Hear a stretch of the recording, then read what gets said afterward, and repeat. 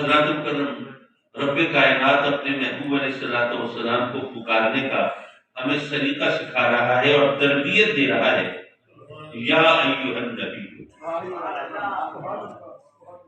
اچھا، نبی ایک لفظ ہے، عربی زبان کا لفظ ہے. اگر اردو کے کسی لفظ کا ہمیں مطلب نہ آتا ہو تو ہم اردو کی لغت میں دیکھ لیں گے. انگریزی کا کوئی لفظ نہ آتا ہو تو انگریزی کی ڈکشنری تو تقریباً ہر گھر میں ہوتی ہے، اردو کی شاید نہ ہو لغت، تو اس میں دیکھ لیں گے. لیکن عربی کی لغت جو ہے وہ علماء کے پاس ہو تو ہو، عوام کے پلے پاس تو نہیں ہوتی. اب نبی عربی زبان کا لفظ ہے، اس کا مطلب کیا ہے؟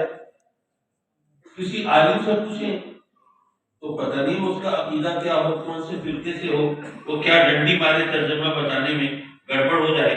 تو کوئی ایسا طریقہ نہیں ہو سکتا کہ ہمیں صحیح مطلب پتہ چلے جس میں کوئی گڑبڑ نہ ہو. تو ظاہر ہے کہ اس کا اصل طریقہ تو یہی ہے کہ ہم عربی کی لغت اٹھا کے دیکھ لیں. اب عربی کی لغت ہے نہیں ہمارے پاس، کرے تو کیا کریں؟ تو اس کا ایک بڑا آسان طریقہ ہے. اب عربی کی ڈکشنری تو ہمارے پاس نہیں، لیکن آپ کے پاس موبائل تو ہر ایک کی جیب میں ہوگا، اور موبائل کے اندر انگریزی کی ڈکشنری وہ انسٹالڈ ہے، وہ اس کے اندر موجود ہے.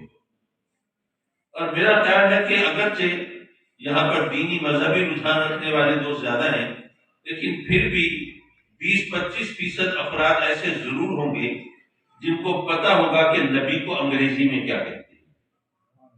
بے شک نبی کو انگریزی میں کہتے ہیں پروفٹ. ٹھیک ہے، PROPHET، پروفٹ. یہ نبی کا ترجمہ ہے انگریزی زبان میں. اچھا، اب آپ کے پاس جو موبائل ہے،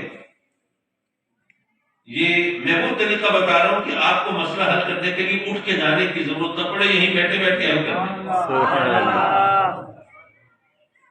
آپ اگر اپنا موبائل نکالیں اور اس میں ڈکشنری کھولیں اور اس میں پروفٹ کا ورڈ ٹائپ کریں اور اس کا مطلب دیکھیں.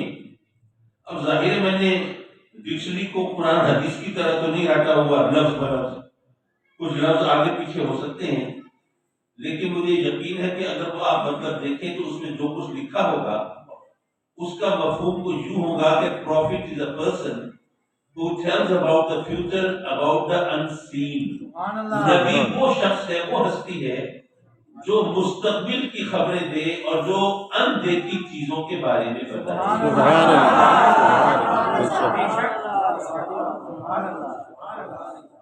اور اگر اس بات کو میں اپنے لفظوں میں بولوں تو یوں کہہ سکتا ہوں کہ نبی وہ ہے جو غیب کی خبر دے. سبحان اللہ، سبحان اللہ، جو غیب کی خبر دے. بے شک.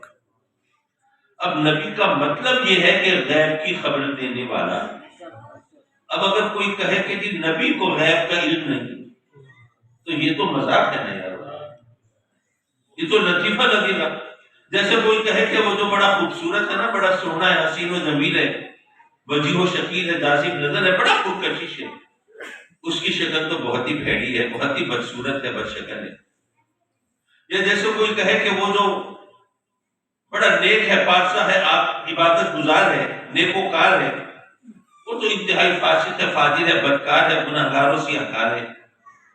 یا جیسے کوئی کہے کہ وہ جو سخی ہے، فیاض ہے، بڑا دیالو ہے، وہ تو پرلے درجے کا کنجوس ہے، مکھی چوس ہے، بخیل ہے. تو آپ بھی کہیں گے کہ یارو ہوش کے ناخن لو. اگر وہ خوبصورت ہے تو بدصورت کیسے ہو سکتا ہے؟ اور اگر بدصورت ہے تو خوبصورت کیسے ہو سکتا ہے؟ اگر وہ نیکوکار ہے تو بدکار کیسے ہو سکتا ہے؟ اور اگر بدکار ہے تو نیکوکار کیسے ہو سکتا ہے؟ اگر وہ کنجوس ہے تو سخی کیسے ہو سکتا ہے؟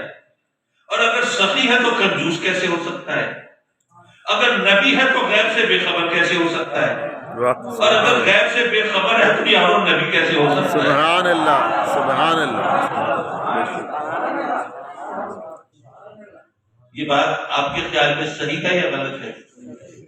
اس میں کوئی فرقہ واریت میں نے ڈالی ہے؟ نہیں، بڑی سیدھی سی بات ہے کہ انبیاء تشریف لائے. کیونکہ آپ دیکھ لیجیے قرآن میں الف لام میم ذالک الکتاب لا ریب فیہ ھدی للمتقین الذین یؤمنون بالغیب.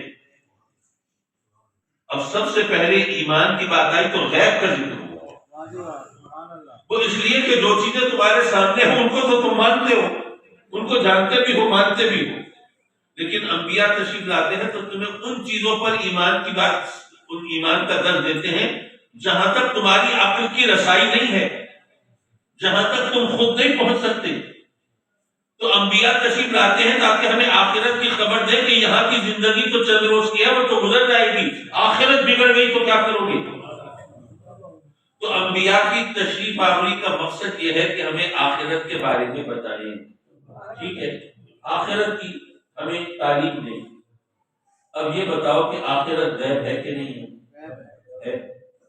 تو اللہ نے انبیاء کو تو بھیجا ہی اس لیے ہے کہ وہ ہمیں غیب کے بارے میں بتائیں، اور تم یہ سوال کرو کہ نبی کو غیب کا علم ہے یا نہیں ہے، تو یہ تو نبی کے مقصد بعثت پر اعتراض ہے، اور نبی کے مقصد بعثت پر اعتراض یہ تو ایمان کے لیے خطرہ ہے۔